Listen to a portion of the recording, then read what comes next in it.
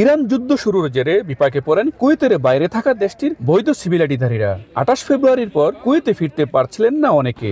তাদের জন্য বিশেষ সুবিধা দিচ্ছে দেশটির সরকার। নতুন নির্দেশনা অনুযায়ী এসব প্রবাসীদের জন্য 3 মাস মেয়াদী ইলেকট্রনিক লিভ পারমিট চালু করা হয়েছে। যারা নতুন করে কুয়েতের কোম্পানির ভিসা খরিদ করেছে যুদ্ধের কারণে সেগুলো ক্যান্সেল হয়ে গেছে। এখন বলা যায় না এটা ভবিষ্যৎ কি, হয়তো টাকা মারিয়ে দিতে পারে, হয়তো বা কোনো ব্যবস্থা হতেও পারে সরকারের পক্ষ থেকে। যদি না সরকারের পক্ষ থেকে কোনো ব্যবস্থা না করে তাহলে আর্থিকভাবে আমরা ক্ষতিগ্রস্ত। অন্যদিকে নতুন এন্ট্রি ভিসাধারীদের জন্য নিয়মে কড়াকড়ি আরোপ করা হয়েছে। গৃহকর্মী, সাধারণ শ্রমিক কিংবা ফ্যামিলি ভিসায় যারা নতুন ভিসা পেয়েছেন কিন্তু এখনো কুয়েতে প্রবেশ করতে পারেননি, তাদের ভিসার মেয়াদ আর বাড়ানো হচ্ছে না। যাদের ভিসার মেয়াদ এরই মধ্যে শেষ হয়ে গেছে তাদের পুনরায় কুয়েতে যেতে হলে নতুন করে সব প্রক্রিয়া সম্পন্ন করে আবেদন করতে হবে।